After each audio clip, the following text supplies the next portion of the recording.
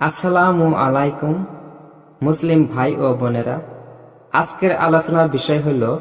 উজুর মোস্তাহাব সমূহ। উজুর মোস্তাহাব কাজগুলোর প্রতি যত্নবান থাকলে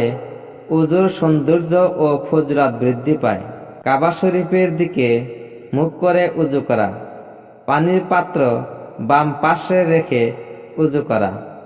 উজু আরম্ভ করার পূর্বে দোয়া পড়া, ডান দিক হতে উজু আরম্ভ করা, অর্থাৎ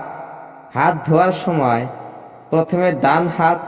এবং পা ধোয়ার সময় প্রথমে ডান পা ধোয়া, বাম হাতের কনিষ্ঠ ও বৃদ্ধাঙ্গুলির সাহায্যে নাক সাফ করা, উজুর প্রত্যেক অঙ্গ ধোয়ার সময় নির্দিষ্ট দোয়া পড়া, ঘাড় মাসহ করা, উভয় হাতের পিঠ দ্বারা প্রত্যেক অঙ্গ ভালো রকম করে ঘষে ধৌত করা, প্রত্যেক অঙ্গ নির্দিষ্ট পরিমাণ স্থান হতে কিছু বেশি ধোয়া, উভয় পা শুধু বাম হাতের সাহায্যে ধৌত করা, উজু না থাকলে কারো সাহায্য না নিয়ে উজু করা, উজু করার সময় কোনো রকম কথাবার্তা না বলা, উজুর পানি কিছু অবশিষ্ট থাকলে দাঁড়িয়ে পান করে ফেলা, উজু শেষ করা হলে